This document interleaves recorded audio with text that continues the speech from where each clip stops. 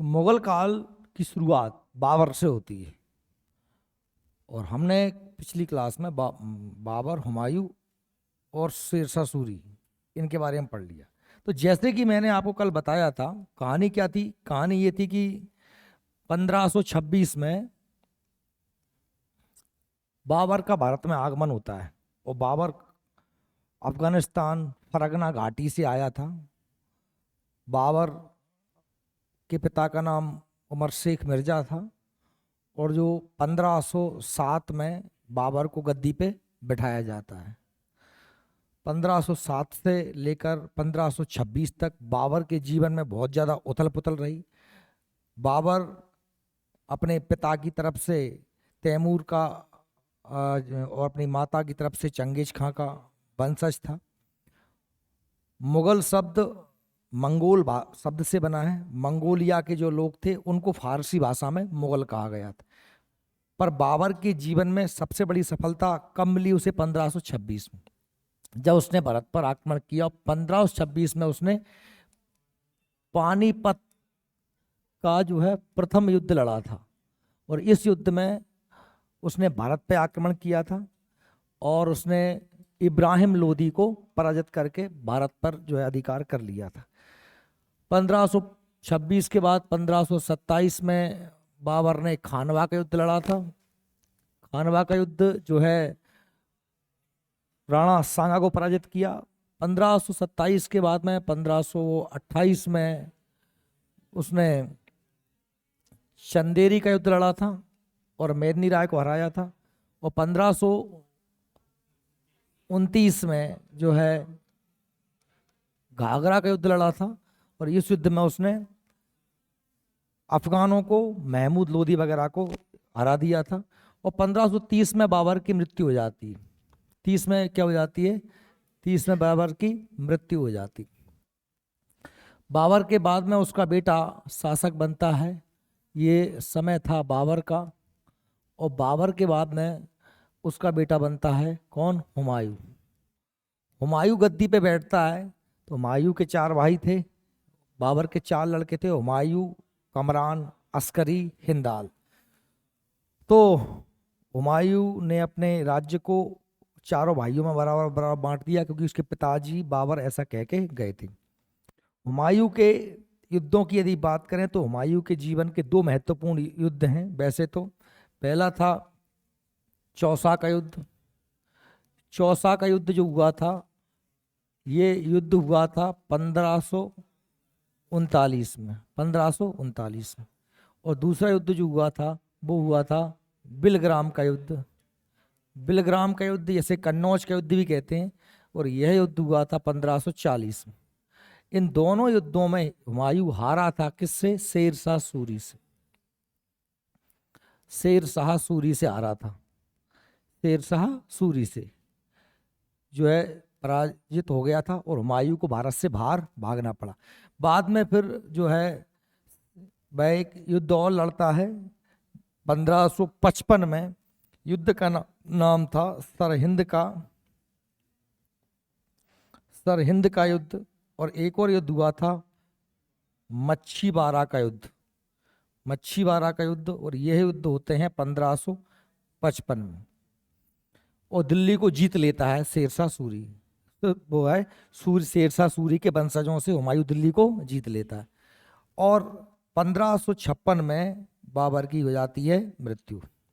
1556 में वैसे हुमायूं की हो जाती है मृत्यु।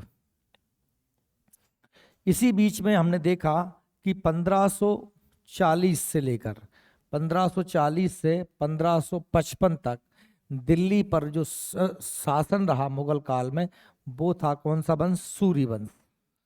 कौन सा वंश रहा? सूरी वंश। और सूरी वंश में हमने देखा था कि शेरशाह सूरी इस वंश का संस्थापक था। शेरशाह शेरशाह सूरी के बचपन का नाम बाबा फरीद था, है ना। शेरशाह सूरी के बचपन का नाम बाबा फरीद था। इसने एक तलवार के बार से शेर को मार दिया था, तो बाबर खां लोहानी ने इसको शेर खां की उपाधि दी थी। शेरशाह सूरी से बहुत सारे प्रश्न बनते हैं। सबसे पहली बात तो इसने जीटी रोड का निर्माण करवाया था। इसने रुपया चलाया, इसने भारत में डाक व्यवस्था चलाई, है ना। इसने इसने पटना शहर की स्थापना की, पटना शहर की स्थापना की। पाटलिपुत्र की जगह क्या बसाया इसने? पटना शहर बसाया। तो ये प्रश्न आप याद रख लेना। 1545 में शेरशाह सूरी की मृत्यु हो गई थी। 1545 में कलिंजर के युद्ध में, काय में? कलिंजर के युद्ध में मृत्यु हो गई थी शेरशाह की। ठीक है, तो ये कल का रिवीजन करा दिया मैंने, कल यहां तक मैंने आपको पढ़ाया। शेरशाह सूरी भी पढ़ लिया था अपन ने बाबर को पढ़ लिया था, हुमायूं को पढ़ लिया था। अब बाबर, इसके बाद क्या होता है? तो मैंने कहा था आपसे कि 1556 में हुमायूं की मृत्यु हो जाती है। कब हो जाती है? 1556। अब आपको इससे पहले बताया गया था कि हुमायूं के एक बेटा हुआ था 1542 में, जिसका नाम था अकबर।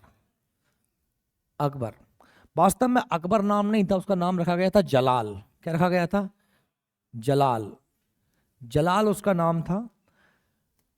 1542 में जब हुमायूं 1540 में युद्ध हार के शेरशाह सूरी से भारत से बाहर भाग गया था, तो जो है उसने हमीदा बानो से विवाह किया था और पंजाब में राणा बीरसाल के महल में उसके एक बेटा हुआ था जिसका नाम उसने रखा था, कब हुआ था? 1542 में।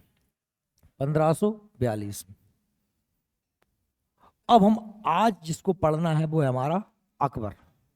आज की कहानी अकबर की है। ठीक है, तो अकबर के बारे से मध्यकाल में और खास तौर पे हम कहें तो ये जो मुगल साम्राज्य है ना, ये जो मुगल काल है, मुगल काल, इसका पूरा समय मैंने बताया था 1526 से लेकर के 1857 तक, ये पूरा मुगलों का समय है। इस पूरे मुगल काल में सबसे महान जो शासक हुआ है उसका नाम है अकबर।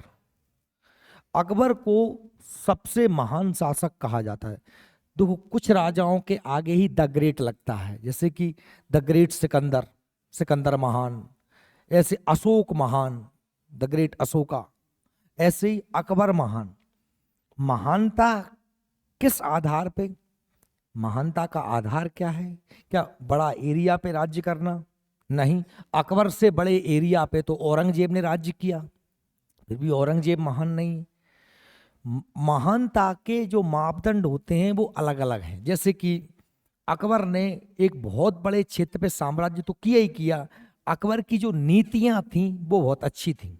उसने कभी भी जनता को बेमतलब में परेशान नहीं किया, उसने जनता के हित में ही काम करे। धार्मिक उन्माद नहीं फैलाया, धर्म के नाम पर लोगों का शोषण नहीं किया, जनता के हित के काम, टैक्स कर में रियायत, जो उल्टे सीधे सरकार के नियम थे उन सबको खत्म किया, अच्छे अच्छे काम किए। इसलिए अकबर का शासन अच्छा शासन माना जाता है। ठीक है, तो हम आज अकबर के बारे में पढ़ेंगे, तो आप नोट्स में निकाल लें अकबर। सबसे पहले बात करते हैं कि अकबर का जो है जन्म, तो हमने कहा कि 15 अक्टूबर 1542 को पंजाब में हुआ था, जब हुमायूं का निर्वासित का काल चल रहा था। हुमायूं 1540 में बिलग्राम या कन्नौज का युद्ध हार के भाग गया था, दिल्ली और आगरा पे कब्जा कर लिया था शेरशाह सूरी ने।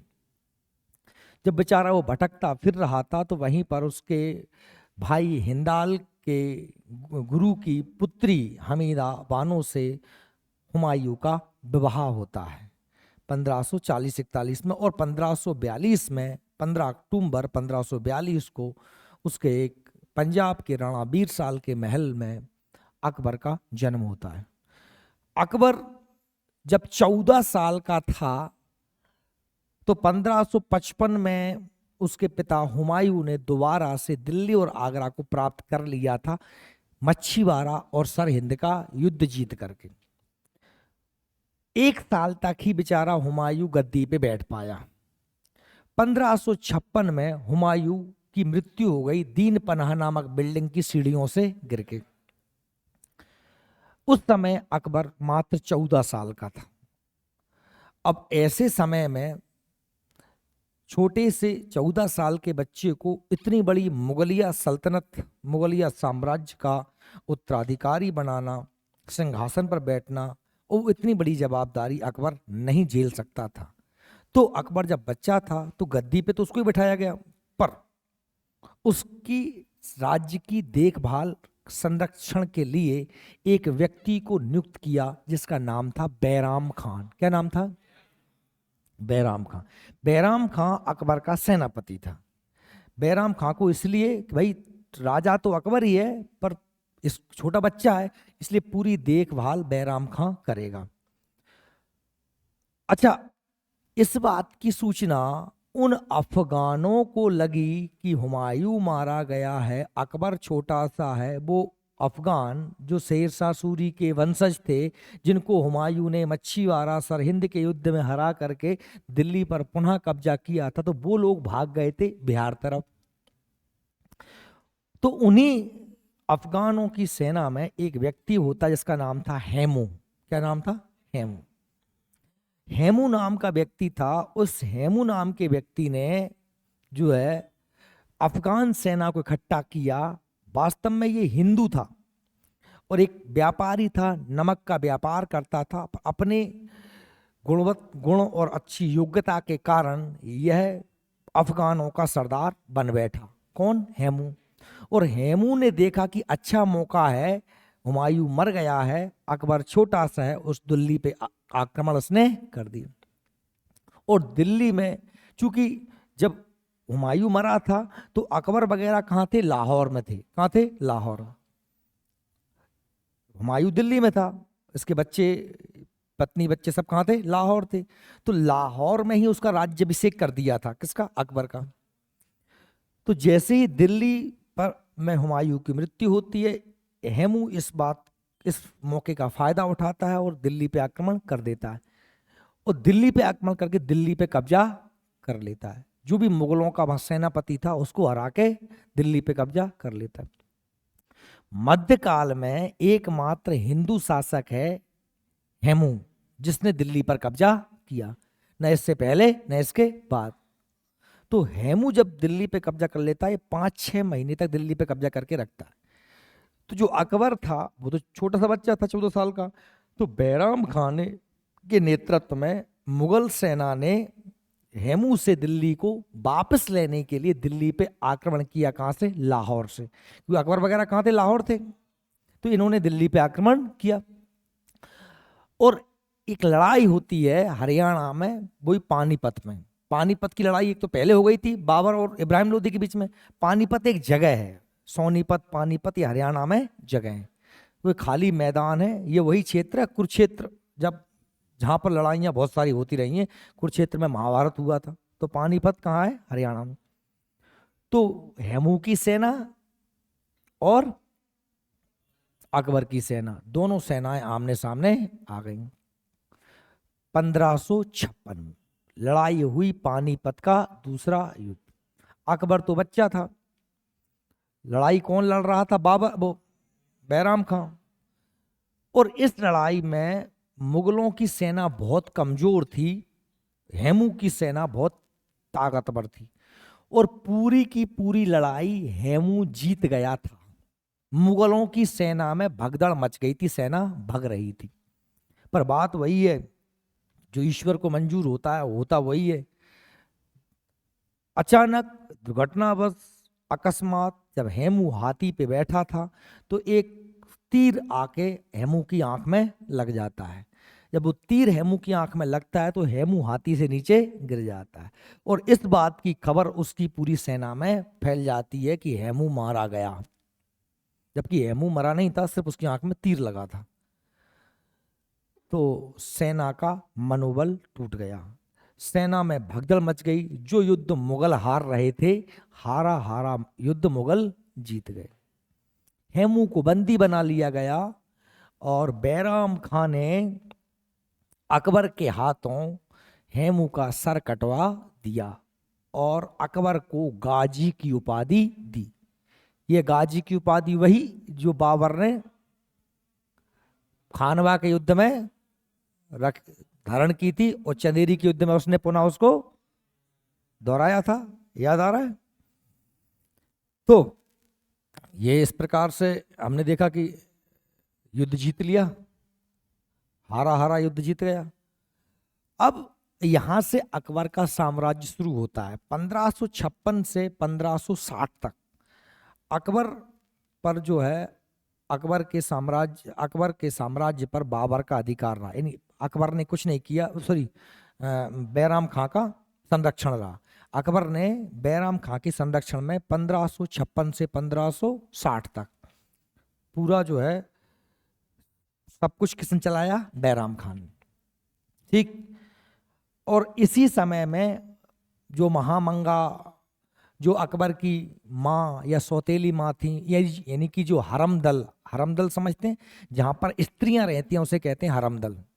स्त्रियों का वर्चस्व अकबर के साम्राज्य में यानी कि राजकाज में बहुत ज्यादा दखल था। अकबर कुछ नहीं करता था, वो तो बच्चा था, तो बैराम खां से जो वो महिलाएं कहती थीं उनकी बहुत ज्यादा चलती थी, राजकाज निर्णय वगैरह इनमें बहुत ज्यादा इंटरफेयर था। इसलिए इस काल को कहते हैं पेटीकोट काल, 1556 से 1560।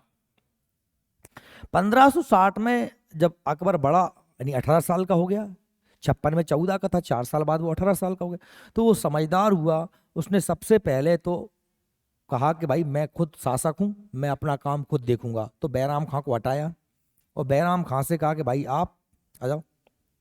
बैराम खां से कहा कि आप जो है मक्का मदीना की यात्रा पे चले जाओ, आप जाओ मक्का मदीना की यात्रा पे। कहा है कि अब हम खुद बड्डे हो गए, अब हमारा शासन हम खुद करेंगे। और जितनी ये महिलाएं थी महामंगा और फलानी ढकानी, इनसे कह रही कि अब तुम घर बैठो, फालतू को डिस्टरबेंस नहीं चाहिए। यहां से अकबर का खुद के निर्णय से काम शुरू होते हैं 1560 के बाद।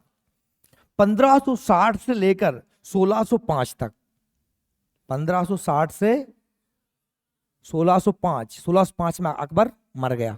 कब मरा है? तो अकबर ने बहुत लंबे टाइम शासन किया, 1556 से 1605 सन, है ना, इतना लंबा टाइम शासन किया। और इसने बहुत सारे अच्छे कार्य किए, बहुत सारे युद्ध लड़े, बहुत सारे क्षेत्र को जीतकर मुगलिया सल्तनत में मिलाया। उसने वैवाहिक संबंध भी स्थापित किए, जिन लोगों से वह नहीं जीत पा रहा था या ज्यादा उसे दिक्कत थी, राजपूतों से उसने, आपने पता है कि जोधाबाई की शादी हुई, कोई वैवाहिक संबंध हुए, मित्र भी बनाए। उसने एक बहुत बढ़िया शानदार जुगाड़ लेके आया अकबर, जिसका नाम था मनसबदारी प्रथा। क्या लेके आया? उसके राज्य को समृद्ध बनाने में इस प्रथा का बड़ा योगदान रहा। अब ये क्या होती है मनसबदारी प्रथा?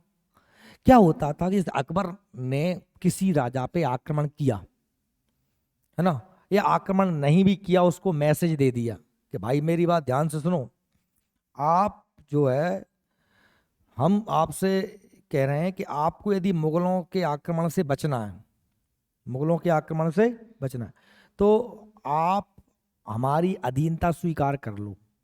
और अधीनता स्वीकार कर लो, साथ में ही हम आपसे ये कह रहे हैं कि आप जो है आपको हम मनसबदार नियुक्त कर देते हैं। अब मनसबदार नियुक्त कर देते मतलब क्या? कि हम आपसे कह देते हैं कि आप अपना, जैसे राजा आप हो तो आपके बेटे को आप हमारे दरबार में भेज दो, और हम उसको बना देते हैं मनसबदार। अब मनसबदार में होता क्या था कि हमने कह दिया कि साहब ये 500 का मनसबदार है, तो मतलब 500 की घुड़सवार सेना वो अपने पास रखेगा। कोई 5000 का मनसबदार है, मतलब 5000 घुड़सवार सैनिक वो अपने पास रखेगा, और उनका पूरा मैनेजमेंट देखभाल सब वो ही करेगा। तो ऐसे उसने बहुत से मनसबदार बना दिए। तो देखो क्या क्या फायदा हो रहा है। एक तो ये फायदा हो रहा है कि अकबर को खुद पैसा खर्च नहीं करना पड़ रहा है, और बहुत सारी सेना उसके पास हो गई। जो जितना ज्यादा बड़ा मनसबदार, मतलब उसका अकबर के दरबार में उतना ऊंचा औहदा। हम 500 के मनसबदार हैं, समझ रहे हो? तो ऐसा आदमी में वो अपने अपने रोल में थे। तो अब बहुत सारे मनसबदार हो गए, तो बहुत सारी सेना हो गई। और जब भी अकबर किसी से युद्ध होता तो सारे मनसबदार आते, तो और बड़ी सेना, जो मुगल सेना थी उसके अलावा वो सेना। तो अकबर का साम्राज्य लगातार विस्तारित होते चला गया, वैवाहिक संबंधों से शादी वगैरह की उसने, हिंदुओं से राजपूतों से मैत्रीपूर्ण संबंध, दोस्ती बनाई, जिनसे जो नहीं मान रहे थे उनको कूटा, जो मान रहे थे उसे दोस्ती की, रिश्तेदारी की, मनसबदारी प्रथा कराई। और फिर उसने थोड़ी सहिष्णु नीति अपनाई। सहिष्णु नीति क्या होती है? मतलब कट्टरवाद नहीं कि मुसलमान मुसलमान मंदिर गिरा दो या हिंदू ने मुसलमान बना दो, ऐसा नहीं। उसने कहा कि भाई हिंदुओं को अपना धर्म माने, मुसलमान अपना धर्म माने। फालतू के जजिया जैसे कर थे, जो जजिया कर जो हिंदुओं पे लगते थे, वो करों को उसने समाप्त कर दिया, है ना। नौरोज उत्सव, झरोखा दर्शन की शुरुआत की। जो फारसी त्योहार था नौरोज दर्शन पहले चलता था, उसकी उसने दोबारा शुरुआत की। झरोखा दर्शन, राजा बादशाह एक बार जनता के बीच में हाथी बैठ के निकलता तो जनता अपने राजा को देखती। तुलादान, मतलब जनता अकबर को तराजू पे जैसे अपने नेताओं ने तोलते, अपन नेताजी आए, नेताजी ये केरन से तोल दे, केरा बांट दे, फूलन से तोल दे, तो ऐसे तुलादान की प्रथा। बहुत से नगरों के विकास में नदी नाले सड़कें झीलें दुकानें ये सब अच्छे अच्छे अच्छे उसने काम किए। तो इसलिए अकबर के काल को अपन जो क्या है मुगल काल का स्वर्णिम युग क्या कहते हैं, मुगल काल का स्वर्णिम युग। अच्छा, अकबर के टाइम पे अच्छे अच्छे कवि हुए, जिस तुलसीदास जी का नाम सुना होगा आपने, या ये कबीर वगैरह, ये सारा जो जितने भी हिंदी साहित्य, सूरदास वगैरह, ये सब किस काल में थे? अकबर के समय में। तो हिंदी साहित्य का स्वर्णिम युग भी किसे कहते हैं? अकबर के काल। समझ में आ रही है मेरी बात को?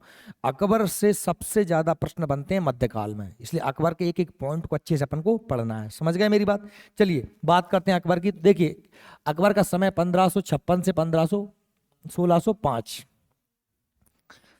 अकबर का जन्म तो 1442 में हुआ था। अकबर ने बहुत लंबी उम्र जी है, लेकिन गद्दी बैठा था कब? 1556 में। और कब तक बैठा रहा? जब तक मर नहीं गया। मृत्यु कब हुई थी? 1605 में। ठीक है। अकबर का जन्म 15 अक्टूबर 1542 को अकबर का जन्म अमरकोट सिंध क्षेत्र के राणा बीर साल के महल में हमीदा बानो बेगम ने जन्म दिया था। तो अकबर की माँ कौन है? हमीदा बानो। और पिता कौन है? हुमायूं। हुमायूं और हमीदा बानो का बेटा कौन है? अकबर। अकबर का जब जन्म हुआ तो उसका नाम रखा गया था जलाल। क्या रखा गया था? जलाल। 1552 में मात्र 9 वर्ष की आयु में अकबर को मुनीम खां के संरक्षण में गजनी का गवर्नर नियुक्त किया गया। पहले ये होता था कि राजा अपने बेटे को काम सिखाने के लिए किसी क्षेत्र का क्या बना देते थे? गवर्नर, राज्यपाल। 1555 में अकबर को लाहौर गवर्नर नियुक्त कर दिया गया। मैंने कहा था कि जब हुमायूं की मृत्यु हुई तब अकबर कहाँ था? लाहौर में था। हुमायूं कब मरा? 1556 में। ठीक है। 13 साल 4 महीने की उम्र में मात्र जब वो राजा बना तो उसकी उम्र कितनी थी? 13 साल 4 महीने। अकबर पर मुगलिया वंश का ताज रख दिया गया, क्योंकि हुमायूं की मृत्यु के बाद बैराम खान ने कलानौर यानी गुरदासपुर पंजाब में 14 फरवरी 1556 को अकबर का राज्याभिषेक कर दिया। हुमायूं मर गया था, इसलिए मजबूरी में उसे राजा बनाना पड़ा। अब वो छोटा था, अब छोटा था तो राज्य तो कर नहीं पाता। अब 13 साल 14 साल का बच्चा क्या राज करेगा? इसलिए उसका संरक्षण किसको दे दिया? बैराम खां। सेनापति बैराम खां से कहा कि भाई तब तक आप इस पूरे राज्य काज को देखोगे। बैराम खां 1556 से 1560 तक अकबर का संरक्षक रहा। ये समय याद रख लेना, 1556 से 1560 तक बैराम खां का संरक्षण रहा। दिल्ली में हेमू मोहम्मद आदिल शाह का सेनापति ने मुगल गवर्नर तरगीवेद खां को मार कर भगाया और दिल्ली पर अधिकार कर लिया।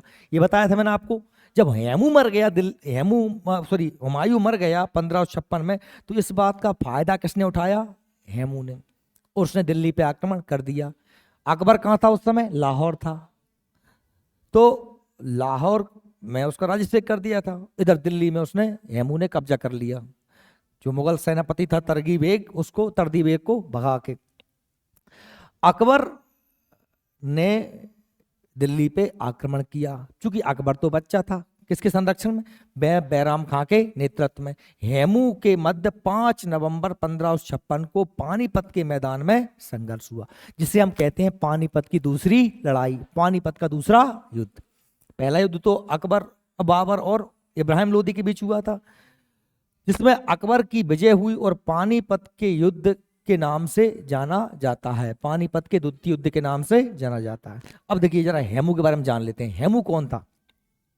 हेमू मोहम्मद आदिल शाह सूर का हिंदू प्रधानमंत्री था। तो मोहम्मद आदिल शाह सूर जो है राजा था और हेमू शाह कौन था? प्रधानमंत्री था। आदिल शाह ने चुनार को अपनी राजधानी बनाया था। हेमू रेवाड़ी का निवासी था, राजस्थान का, और वह अपने प्रारंभिक जीवन में नमक बेचा करता था, नमक का व्यापारी था। अपनी योग्यता के बल पर वह प्रधानमंत्री के पद तक पहुंचा था और मुस्लिम शासन के दौरान मात्र हेमू एवं टोडरमल हिंदू होते हुए प्रधानमंत्री के पद तक पहुंचे थे। टोडरमल किसका सेना प्रधानमंत्री था? अकबर का। हेमू एक कुशल योद्धा था। उसने 24 युद्धों में से 22 युद्ध जीते थे। 7 अक्टूबर 1556 को हेमू विक्रमादित्य के नाम से दिल्ली के सिंहासन पर बैठा। विक्रमादित्य की उपाधि मैंने कहा था कि 14 शासकों ने धारण किए। सबसे फेमस विक्रमादित्य चंद्रगुप्त द्वितीय उज्जैन के। कहाँ के? उज्जैन। और सबसे अंतिम विक्रमादित्य कौन था? हेमू। विक्रमादित्य क्या है? उपाधि है। क्या है? उपाधि। अच्छा, अब ये देखो तुम कि ये युद्ध जो हुआ, ये युद्ध जो हुआ है, इस युद्ध में पानीपत दूसरे युद्ध में अगर जरा सी गलती ना होती कि वो तीर हेमू की आंख में ना लगता आके, लड़ाई चल रही थी, मुगलों की सेना तो हार ही गई थी, भगदड़े मच गए थे, वो गलती से तीर लगा हेमू की आंख में, संयोगवश या अकबर का अच्छा टाइम रहा होगा।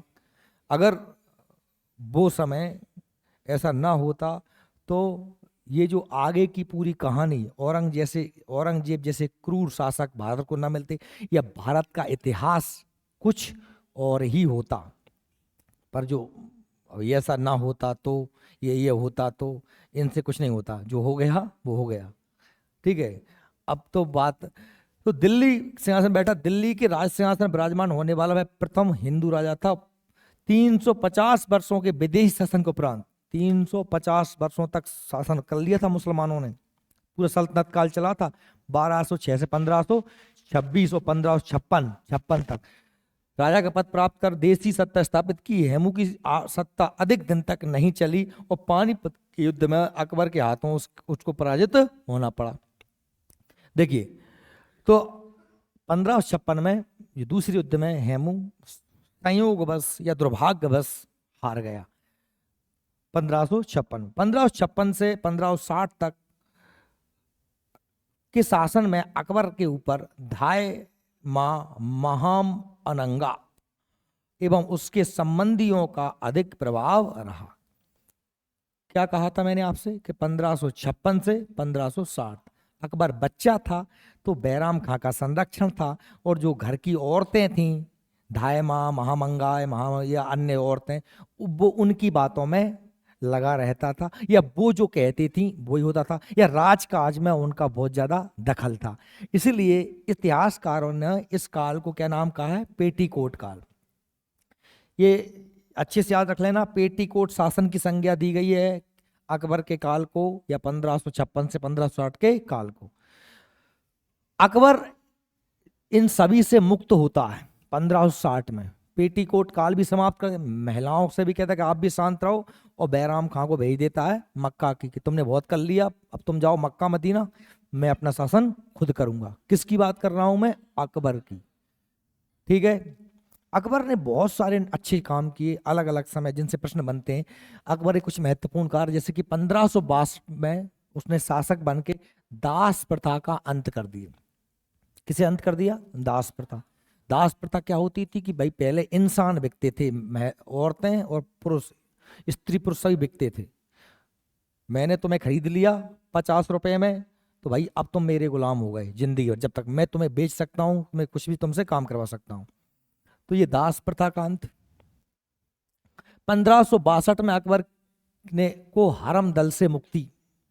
हरम दल से मुक्ति मतलब क्या? वो स्त्रियों के प्रभाव से मुक्त हो गया 1562 में। 60 से 61-62 में पहले उसने बैराम खां को भगाया, फिर स्त्रियों से हरम दल से मुक्ति हो गई। 1563 में तीर्थ यात्रा कर समाप्त।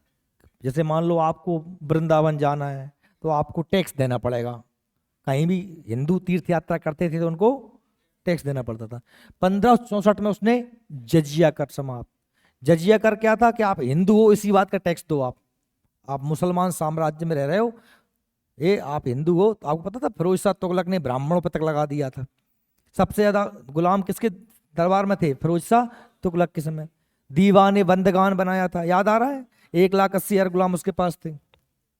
1561 में फतेहपुर सीकरी की स्थापना की और राजधानी से आगरा से कहाँ ले गया? फतेहपुर सीकरी। आगरा के पास में एक शहर बसाया उसने, फतेहपुर सीकरी, और राजधानी आगरा से कहाँ बसा दी? फतेहपुर सीकरी। ठीक है। 1575 में इबादत खाने की स्थापना की। इबादत खाना, इबादत खाना मतलब पूजा आराधना करने के लिए। और उसने फिर वो 1575 में उसने इबादत खाना बसाया और इसी साल उसने 1575 या 72 में उसने फतेहपुर सीकरी में बुलंद दरवाजा बनाया। क्या बनाया था? यहां पर नहीं लिखा, आगे पढ़ेंगे। तो बुलंद दरवाजा उसने बनाया था गुजरात विजय के उपलक्ष्य में। क्या बनाया था? उसने गुजरात को जीता। वो अपने आत्मकथा में लिखता है कि मैंने पहली बार समुद्र देखा था, है ना, 1571-72 में जब वो कहाँ गया था? गुजरात लाई लड़ने। गुजरात को उसने जीत लिया था और उसने पहली बार समुद्र को देखा था वहां पर। और गुजरात जीतने के उपलक्ष्य में उसने एक बुलंद दरवाजा बनाया था। और फतेहपुर सीकरी में उसे शेख सलीम मिले थे। उन्हीं के पास अकबर के एक बेटा हुआ था जिसका नाम उसने क्या रख दिया था? सलीम। बाद में वो जहांगीर के नाम से जाना गया।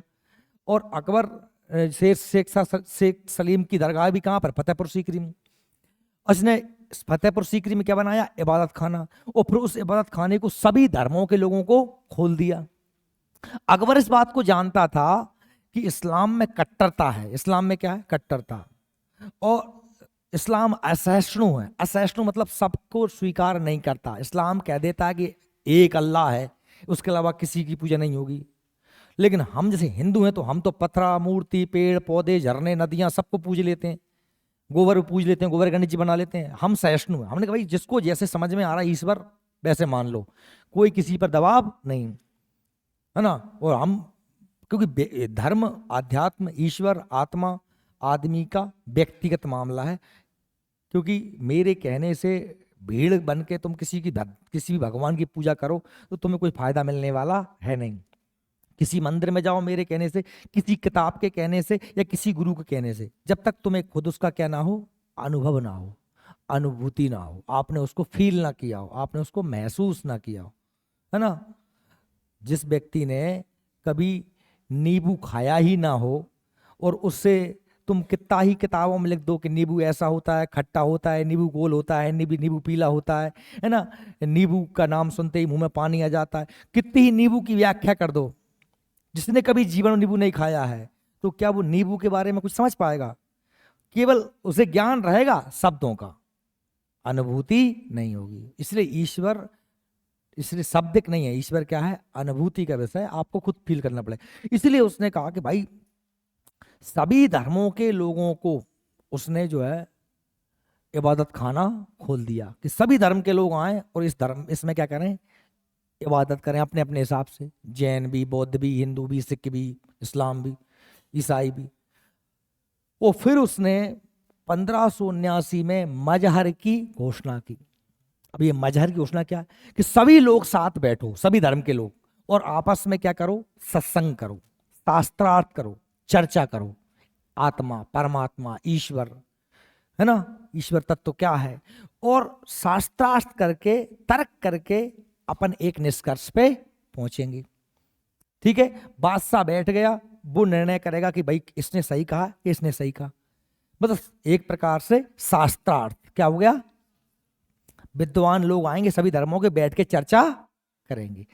और उसके दिमाग, उसने जब ये सब कुछ शास्त्रार्थ किया तो अकबर को समझ में आया कि दुनिया को एक ऐसे धर्म की आवश्यकता है जिसमें सभी धर्मों की अच्छी अच्छी चीजों को अपन ले लो, और बुरी, देखो हर धर्म में अच्छाइयां हैं, हर धर्म में बुराइयां हैं।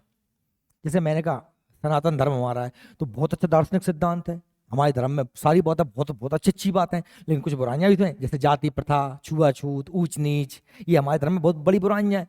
है ना, स्त्रियों की का कमजोर दशा का होना। लेकिन इस्लाम में एक ईश्वरवाद है, एक ही ईश्वर है, अच्छी बात है। लेकिन फिर उसी में तुमने स्त्री को ये 3 तलाक और फलाना ठिकाना ये सब जो कुछ कट्टरता, बिल्कुल हमारे धर्म को नहीं मारोगे तो मार देंगे, इस तरीके की बात है, तो उसमें कुछ बुराइयां भी हैं। तो हर धर्म की अच्छी अच्छी चीजों को लेकर के उसने एक नया ही धर्म बना दिया, जिसका नाम रखा उसने दीन इलाही। क्या रखा?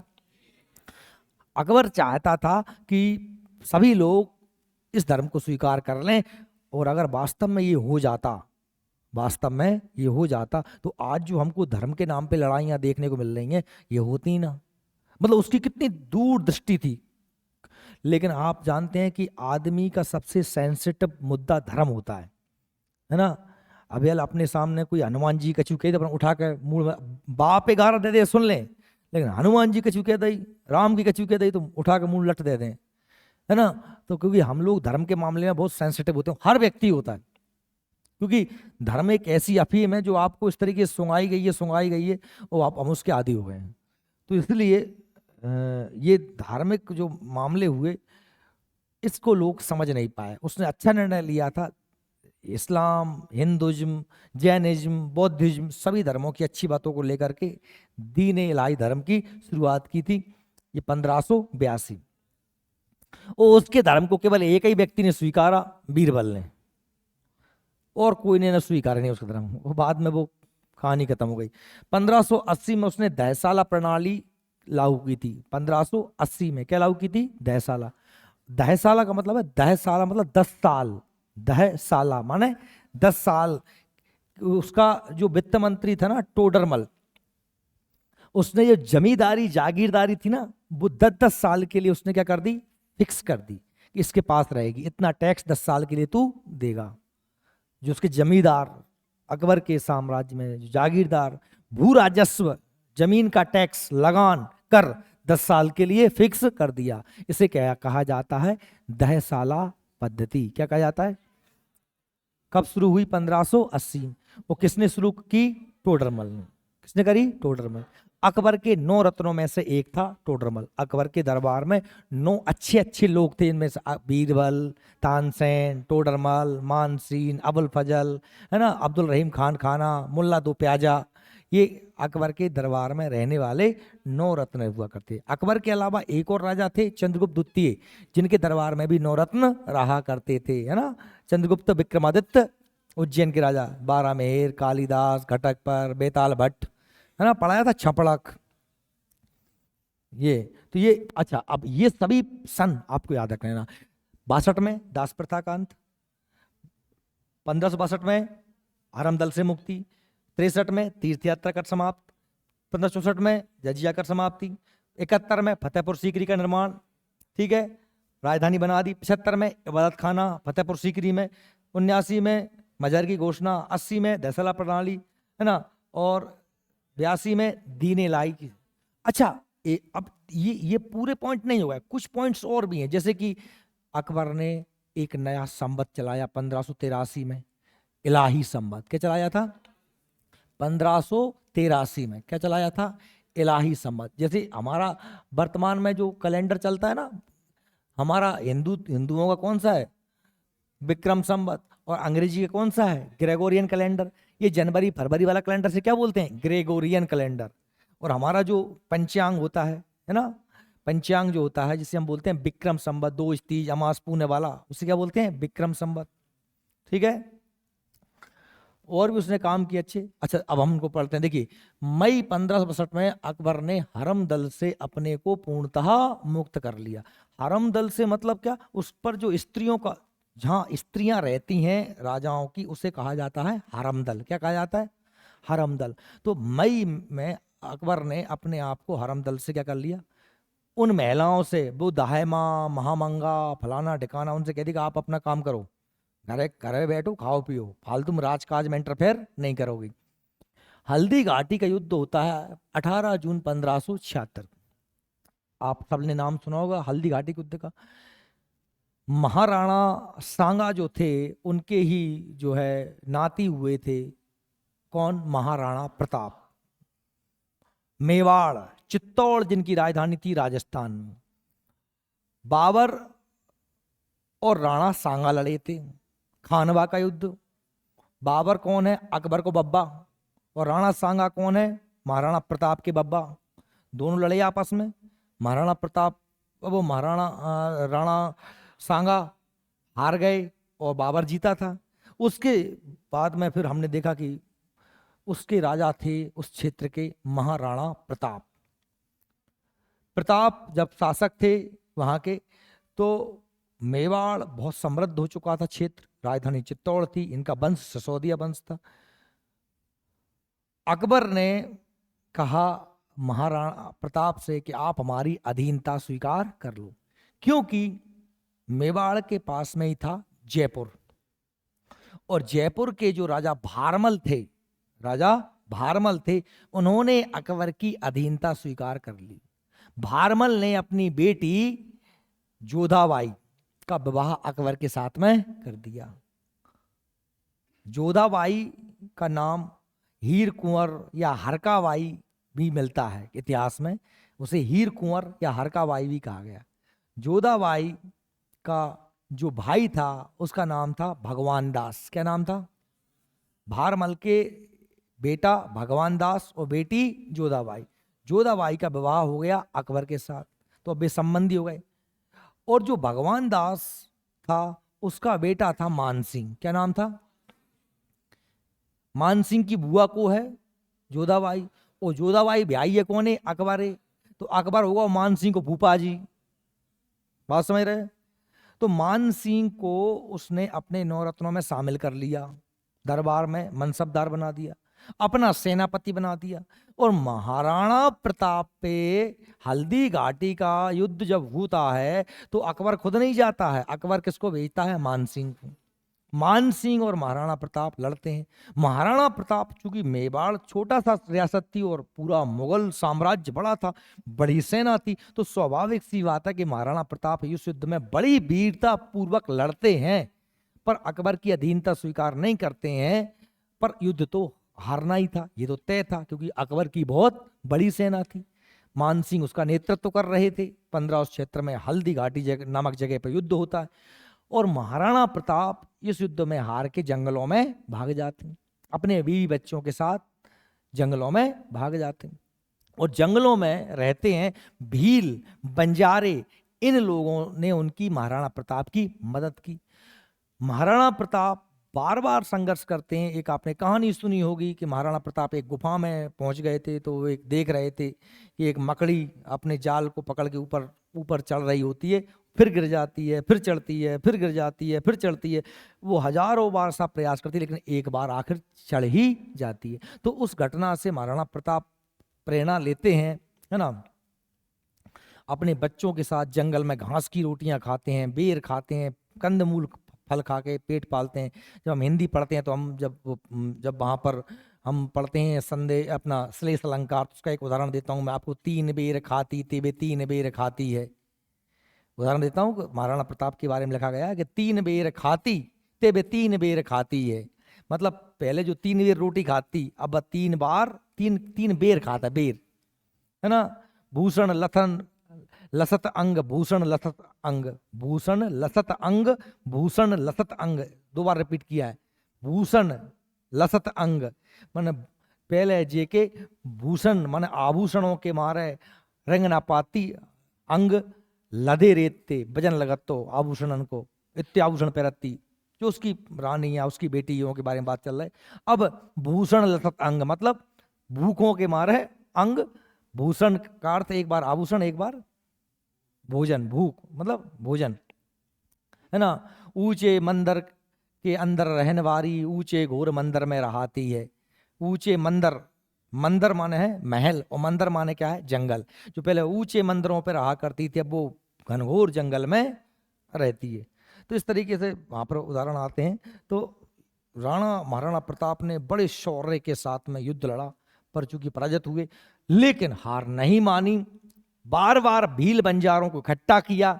जब भी मानसिंह जीत जात के वापस दिल्ली जाता, वो फिर आक्रमण कर देते।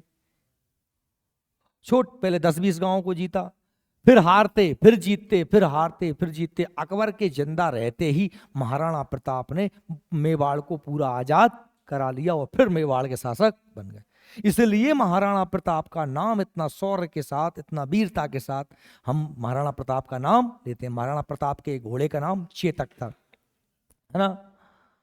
राणा ने सोचा इस पार, तब तक चेतक था उस पार, आगे पड़ी नदी अपार, घोड़ा कैसे उतरे पार, है ना। राणा का भाला, राणा ने मतलब चेतक जो था उस पर जब भाला लेके जाते तो हाथी पे बैठे हुए लोगों में भाला मार देते थे, मतलब इस तरीके से मतलब उनकी वीरता का वर्णन किया गया है। तो हल्दी घाटी युद्ध 1576 में, ये सन याद कर लेना, हल्दी घाटी युद्ध 1576 मेवाड़ के शासक महाराणा प्रताप और अकबर के बीच हुआ। इसमें मुगल सेना का नेतृत्व तो किसने किया था?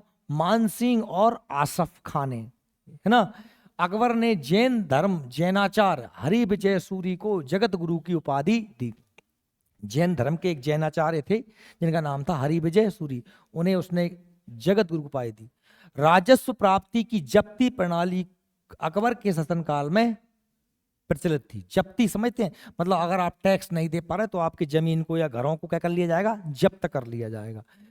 अकबर के दीवान थे राजा टोडरमल ने 1580 में दहसाला बंदोबस्त, ये वेरी मोस्ट है, दहसाला बंदोबस्त लागू किया। किसने लागू किया? टोडरमल ने। दहसाला बंदोबस्त लागू करने वाला कौन था? अकबर का नवरत्न टोडरमल, अकबर का वित्त मंत्री था। अकबर के दरबार का प्रसिद्ध संगीतकार कौन था भाई? तानसेन। अब तानसेन का आपने नाम सुना होगा। तानसेन का जन्म हुआ था ग्वालियर में। कहां हुआ था? इनके बचपन का नाम था रामतनु पांडे। क्या नाम था? रामतनु पांडे। अकबर जब मध्य प्रदेश में लड़ाई करने आया तब जो तानसेन थे ये रीवा में रहते थे। कहां रहते थे? रीवा के राजा रामचंद्र के दरबार में ये संगीत बजाते थे। तानसेन ध्रुपद शैली के गायक थे। क्या थे? ध्रुपद शैली के। और तानसेन बड़े रागों को बहुत अच्छे तरीके से गाते थे, जैसे कि राग दीपक, राग मल्हार, राग मियाँ की टोड़ी, ऐसे रागों का उन्होंने आविष्कार किया। कहा जाता है कि तानसेन जब राजा रामचंद्र के दरबार में रहा करते थे तब अकबर ने आक्रमण किया रीवा पे, या तो रीवा में ही उन्होंने पहली बार तानसेन के संगीत को सुना।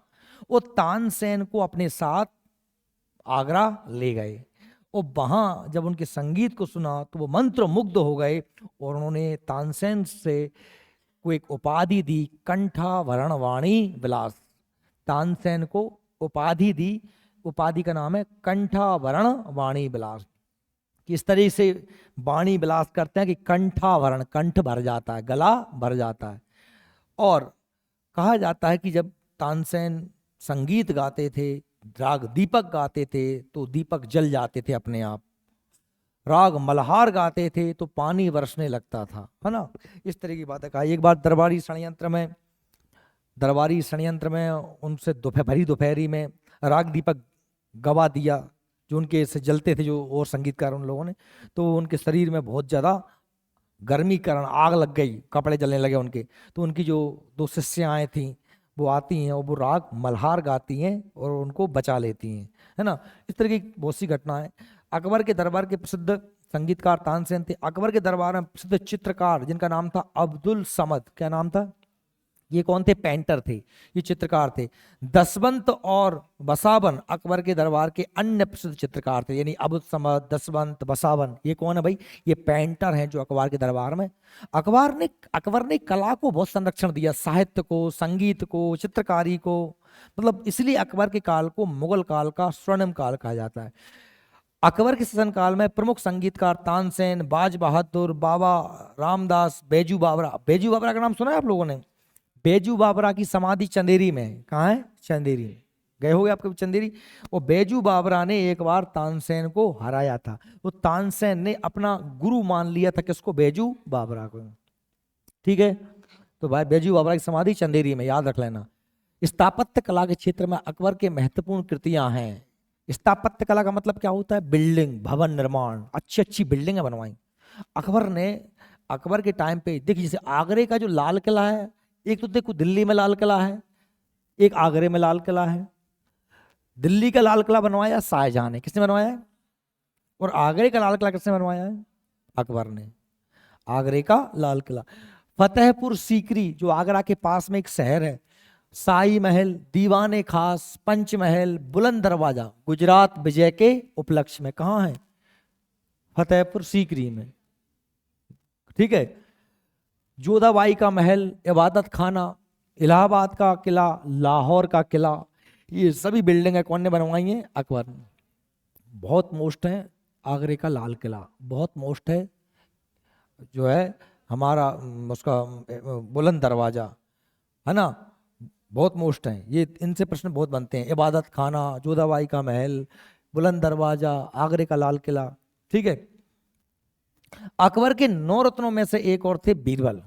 बीरबल को जाना जाता है हाजिर जवाबी के लिए, हाजिर जवाबी के लिए।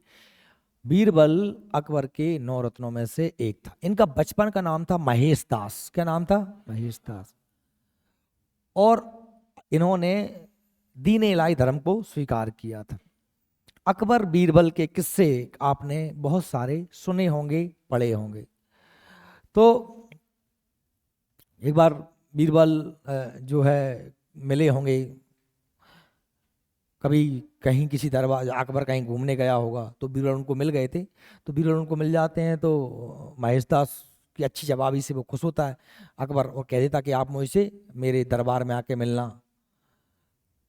तो जब वो बीरबल मिलने जाता है तो उसका जो बाहर दरबान होता है, बॉडीगार्ड होता है, वो अंदर घुसने नहीं देता। तो वो कहता है बीरबल कि मुझे बादशाह ने बुलाया है। तो बादशाह ने बुलाया है तो ऐसे सभी लोग कहते आते हैं कि नहीं, अंदर नहीं जाएगा। अंदर एक ही शर्त पे जाएगा कि जो भी तुझे इनाम मिलेगा उसमें से आधा आधा करेंगे अपन दोनों, आधा। उसने कहा ठीक है साहब, आधा आधा करेंगे। तो जैसे ही वो पहुंचा अंदर तो उसने कहा अकबर से कि साहब मैं महेश दास, आपने हम वहाँ मिले थे, आपने कहा था। अरे कि मुझे याद आ गया, तुम बहुत अच्छे हाजिर जवाब हो, मैं तो आपसे बहुत खुश हूँ। चलो आपसे मैंने इनाम का वादा किया था, आपको इनाम दूंगा, मांगो क्या इनाम चाहिए। तो उन्होंने कहा कि आप मेरे 50 कोड़े मुझे इनाम में चाहिए, 50 कोड़े मुझे इनाम में चाहिए। अच्छा, तो एकदम चौंक गए कि इनाम में कोड़े कौन मांगता है। उन्होंने कहा ठीक है, आपसे मैंने वादा किया था तो मैं आपको 50 कोड़े इनाम में दूंगा, है ना, पर आप ये बताओ कि ऐसी मांग कर क्यों रहे हो। तो साहब ऐसी बात है कि वो आपका जो बाहर दरबान था उसने मुझे तभी अंदर आने दिया है जब ये मुझे तय कर लिया था कि आधा आधा करेंगे। तो अच्छा, तो उसने उसको बुलवाया, बुलवा के उसने कहा कि अकबर ने कि वो ये जो है महेश दास आपसे बड़े खुश हैं, वो इनने अपने हिस्से की पूरी इनाम तुमको दे दी है। तो उसको पकड़ के उसने 50 मिनट, मतलब इस तरीके के बहुत से किस्से अपन सुनते रहते हैं, पढ़ते रहते हैं। बीरबल की कहानियां, किस्से अपन ने बहुत से बचपन में सुने। तो बीरबल को याद रखना। संगीत सम्राट तानसेन का जन्म ग्वालियर में हुआ था। इनकी प्रमुख कृतियां हैं मियाँ की टोड़ी, मियाँ का मल्हार, मियाँ का सारंग। कंठाभरण वाणी विलास की उपाधि अकबर ने तानसेन को दी थी।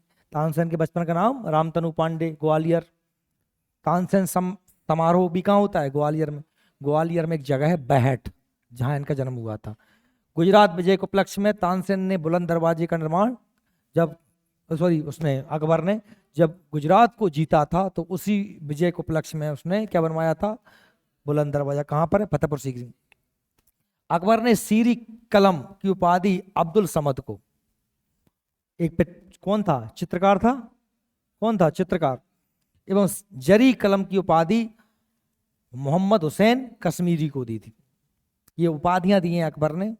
सीरी कलम की उपाधि अब्दुल समद को और जरी कलम की उपाधि मोहम्मद हुसैन कश्मीरी को दी थी। मुगलों की राजकीय भाषा फारसी थी। फारसी ईरानी, ईरान की पुरानी भाषा फारसी। अकबर के समकालीन प्रसिद्ध सूफी संत शेख सलीम चिश्ती थे। चिश्ती परंपरा में, कल बताया था मैंने आपको, परसों जब मैंने आपको सूफी धर्म के, सूफी आंदोलन के बारे में पढ़ाया था, तो चिश्ती संप्रदाय में की शुरुआत भारत में मुइनुद्दीन चिश्ती ने की थी। मुइनुद्दीन चिश्ती के बाद में ख्वाजा कुतुबुद्दीन बख्तियार काकी, उनके बाद में बाबा फरीद, है ना, बाबा फरीद के बाद में निजामुद्दीन औलिया, निजामुद्दीन औलिया के बाद में शेख नसरुद्दीन वो चिरागे दिल्ली और अमीर खुसरो, है ना। तो ये सब उसमें हुए। उसी शाखा में कौन थे? शेख सलीम चिश्ती। अकबर के बेटा नहीं हो रहा था तो ये इन्हीं के शरण में गया था। तो अकबर के एक मुश्किल से बेटा हुआ, 50 देवता पूछ के, तो उनमें से कौन के बदौलत भाव? शेख सलीम चिश्ती। इसलिए उसी के नाम पर उसका नाम क्या रख दिया था? सलीम। किसने? अकबर ने। अकबर की मृत्यु 1605 में हो गई। कब हो गई? 1605 में। अतिसार, इसे दस्त लग गया बेचारे को, उम्र भी बहुत हो गई थी। इसका बुढ़ापा बड़ा कष्टदायक कटा। इतना बड़ा राजा, इतने बड़े क्षेत्र पे कब्जा, इतना बड़ा नाम, लेकिन इसके एक ही बेटा हुआ और वो लाड़ में बिगड़ गया। वो एक मोड़ा होता तो लाड़ करते ही हैं। तो नाम था जिसका सलीम, और वो भयंकर दारू पीने लगा और एक अनारकली नामक वेश्या के चक्कर में फंस गया, है ना। अनारकली डिस्को चली, वो सलीम पीछे चला। बस अकबर का दिमाग खराब हो गया। अकबर ने उस अनारकली को पकड़वा के दीवार में चिनवा दिया और सलीम में खूब मार दवाई साबत। पर सलीम फिर नहीं माना। सलीम भग के आ गओ कहाँ? अपने मध्य प्रदेश में ओरछा। कहाँ आ गओ? ओरछा। बाना कही, एक तो क्या है कि सलीम की उम्र अच्छी खासी हो गई थी। अब अकबर ने देखो, अकबर कितने साल का हो गया? 1442 में पैदा हुआ था, वो 1605 में मारा। कितने साल जोड़ियो?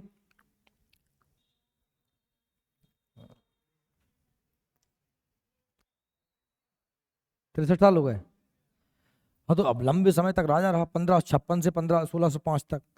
तो बा कोई मन कर रहा तो मैं जल्दी राजा बन जाऊं सलीम को। सलीम में जो लगत तो कि जो जाके जो गिन्ने मिन्ने बैठे हैं बाप के को, जाके नौरत्न, जे मेरे खिलाफ बढ़ते हैं। दारू वारे से क्यों कि दारू मत पिए तो वो उल्टो लड़त है। लड़ते कि नहीं लड़े? माना कि जे मेरे बाप पे बढ़ते हैं, जो अबुल फजल वगैरह हैं, जे मेरे बाप पे बढ़ रहे हैं। तो वो जो जहाँ ओरछा वगैरह, ओरछा के राजा है थे राणा वीर शाह, वो वीर सिंह बुंदेला। कौन थे? वीर सिंह बुंदेला। ओरछा नाम सुना है? राम राजा का मंदिर है ओरछा में। तो वीर सिंह बुंदेला से अच्छी दोस्ती हो गई जहांगीर की। तो वीर सिंह बुंदेला ने एक अलग ही बिल्डिंग बनवा दी बाहर रहे महल, बाको नाम है जहांगीर महल। जब भी कभी जाओगे ना ओरछा तो वहां पर जहांगीर महल भी देखने को मिलता है। तो अबुल फजल एक बार दक्षिणे गओ तो उतस लौट के आ रहा हो, जहांगीर पता पड़ गओ कि इतने से अबुल फजल जा रहा है। तो वहां ने कही वीर सिंह से, कहा यार जाए अपटाओ, जो ही असली कर्म करता है मेरे बाप पे जो ही बढ़ता मेरे खिलाफ। तो जहां वीर सिंह बुंदेला ने अबुल फजल को मार दिया। अबुल फजल बहुत खास आदमी था, बहुत अच्छा दोस्त था। किसका? अकबर का। तो अकबर के बारे में कहा जाता है कि 3 दिन तक उसने रोटी नहीं खाई अकबर ने। क्योंकि अकबर की मजबूरी ये थी कि वो चाहे तो अगर ऐसा कोई और कर देता तो वह सीधे मरवा देता, लेकिन अब ये मोड़ा और एक ही, तो वहां ने बहुत ज्यादा कुछ नहीं कर पाया। पर 1601 में अकबर ने अपने जीवन का आखिरी युद्ध लड़ा था। उसने किसको जीता था? खानदेश को। खानदेश मतलब बुरहानपुर। ये जो बुरहानपुर है अपने मध्य प्रदेश में, बुरहानपुर खानदेश को जीता। 1605 में अकबर की मृत्यु हो गई अतिसार से। उसकी मृत्यु के बाद में जहांगीर, सलीम जो था उसका बेटा, जहांगीर के नाम से गद्दी पर बैठता है। ठीक है, देखिए। और अकबर को आगरा के पास कहाँ दफना दिया गया? सिकंदराम। तो अकबर का जो मकबरा है वो कहाँ पर है? सिकंदराम है, आगरा के पास सिकंदराम। ठीक है, याद रखेंगे। यूसुफ जाइयों के विद्रोह को दबाने के दौरान बीरबल की हत्या हुई थी। बीरबल को कब मार दिया गया था? यूसुफ जाइयों। 1602 में सलीम जहांगीर के निर्देश पर दक्षिण भारत से आगरा की ओर आ रहे अबुल फजल की हत्या किसने कर दी? वीर सिंह बुंदेला ने। इससे बहुत दुखी हुआ था अकबर। मुगल सम्राट अकबर ने अनुवाद विभाग की स्थापना नकीब खां, अब्दुल कादरी बदायूनी और शेख सुल्तान ने रामायण महाभारत का फारसी में अनुवाद किया। महाभारत का नाम रखा उन्होंने रज्मनामा रखा था। यानी कि अनुवाद विभाग समझ रहे हो? हिंदी के संस्कृत के जो किताबें थी उनका फारसी में ट्रांसलेट करवाने के लिए उसने एक अलग ही विभाग बना दिया था, इस, है ना, स्थापना करी थी। उसमें नकीब खां, अब्दुल समद बदायूनी और शेख सुल्तान ने इसमें काम किया और रामायण महाभारत का फारसी में अनुवाद किया। रज्म भारत महाभारत का नाम रज्मनामा के नाम से उसने वर्णन किया। अबुल फजल का बड़ा भाई कौन था? फैजी। अबुल फजल का बड़ा भाई कौन था? फैजी। अकबर के दरबार में राजकवि के पद पर आसीन था। इसने सूरदास रचित नल दमयंती का फारसी में अनुवाद सहेली नाम से किया था। ठीक है। अबुल फजल दीन इलाही धर्म का मुख्य पुरोहित था। अबुल फजल को क्या बना? दीन इलाही का मुख्य पुरोहित। दीन इलाही धर्म किसने चलाया था? अकबर ने। अबुल फजल ने अकबर की प्रेरणा से अकबरनामा